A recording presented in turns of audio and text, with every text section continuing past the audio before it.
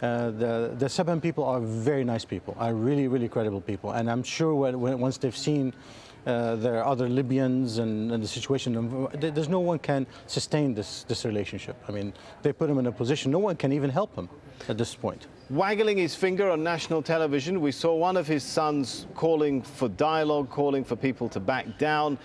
We've heard of former government spokespersons in just the last few minutes saying it's time for dialogue. Is it time for dialogue, or is it too late for dialogue? Absolutely, it's too late. It's clearly, it is the way he communicated with the people. Just like you said, his gestures, his position, the way he talks down to the people. There is no way that anybody will be sitting across the table from him and listening to him, or even trusting him for that matter, especially the young people. I mean, some maybe politicians may consider here and there, but now he definitely cut or burned all bridges with anybody. Why have some elements of the security stood by him, which hasn't happened in Tunisia and Egypt, has it? Well, sometimes it's very difficult. I mean, these units are designed for this particular purpose. So they are structured where they can, when chaos like this and alliances kind of falls apart and things like that, they take some position. So they're designed. So not knowing what's going on, not being aware, so it's a reactive mode, that could be the situation with the security. All right, Wahid, thanks so much for talking to us. Thank you.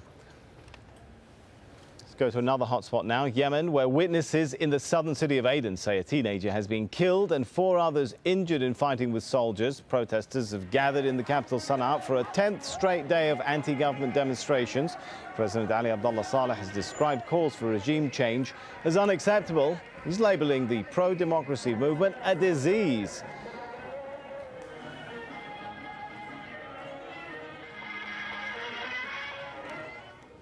Well, the political standoff in Bahrain also shows no sign of slowing down. A group calling itself the Youth of February the 14th are calling for security officials to be tried for attacks on protesters. A new day of protest began on Monday for crowds camped at the Pearl roundabout in the capital Manama. They say they want the entire ruling Al Khalifa monarchy to go. James Bays looks at what may be next on the political horizon for Bahrain. There are still thousands of people here at the Pearl roundabout gathered. You can see them there. Many spent the night here, and they've got all the facilities to stay. You can see the food here being cut up for the crowd, water here, free electricity from the generators. Not just men here, but women and children who've come to spend time here to show that they're with this protest. A range of different views among the people here, some talking about a constitutional monarchy, reform of the constitution. Others go much further. They say they want the king and the government removed from this country. They say they're prepared to stay for as long as it takes until that happens. You're watching Al Jazeera, tracking developments in Libya. Still ahead, reaction from Europe. We're live in Brussels. Plus, why the cracks are starting to show in China. Chinese farmers dig deep to overcome the worst drought in 200 years.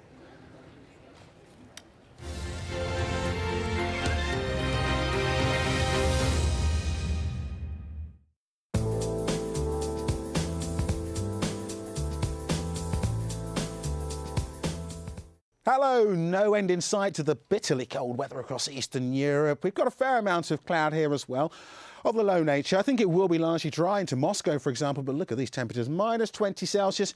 Should be around minus 6, minus 7 degrees at this time of year, so that is cold even by Moscow standards. Down into the southeast of Europe, just around Romania, Bulgaria, into the Balkans, we have got a fair amount of snow coming back in. Heavy rain there into Greece, some lively and active thunderstorms, certainly a possibility, but some dry weather now making its way back into Italy. For the western side of Europe, here it's mild. Temperatures getting up to 8 Celsius for London and Paris. And we'll see some rain just making its way into the Bay of Biscay. Northern parts of Spain and Portugal could see a little bit of damp weather. Chance of some damp weather too into northern areas of Algeria. Some heavy downpours a possibility into Tunisia. Northern areas of Libya could see some wet weather as well, just through Tripoli, eventually pushing across towards Benghazi. For Egypt, it's dry. Temperatures in Cairo at around 25 Celsius, so it's in the process of warming up. Largely dry too, just around around the Levant countries, 19, 20 Celsius here. A little bit of wet weather, some wintry weather, a possibility through the Turkish mountains, northern areas of Iraq, rain pushing across into northern parts of Iran, around the Caspian Sea. But for the most part, it's fine and dry.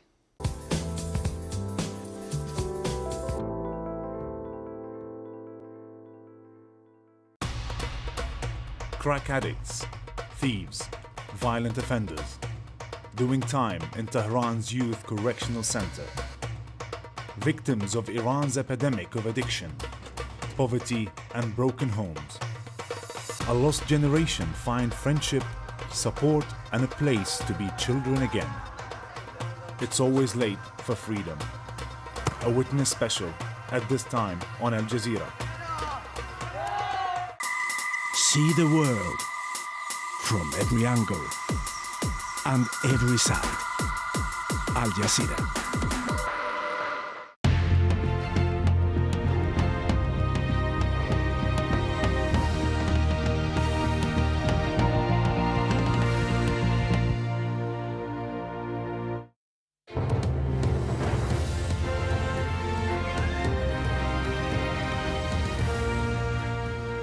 Welcome back. Let's recap the top stories on Al Jazeera now. Anti-government protesters in Libya say they've taken control of the country's second city, Benghazi.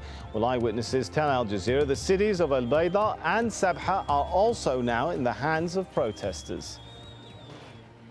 And at least 61 people are said to have died in the latest violence in the capital, Tripoli, on Monday. Witnesses say security forces have started looting banks and other government institutions. And protesters have been targeting police stations in the capital. Well, the European Union is planning for possible evacuations of its citizens from Libya. EU foreign ministers are meeting later on Monday. They're finalising a statement condemning the Libyan government's crackdown on protesters.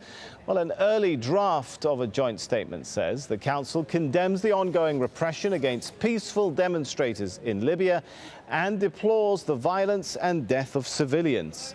Well, freedom of expression and the right to assemble peacefully are fundamental rights of every human being, which must be respected and protected. Well, the EU's foreign policy chief said she's concerned over the continuing violence in the country. Really worried about what's happening in Libya at the present time.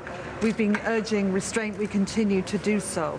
It's very important. You'll have heard it, I think, from all the foreign ministers coming in that you've asked tonight. It's very, very important that this violence stops and they move to dialogue.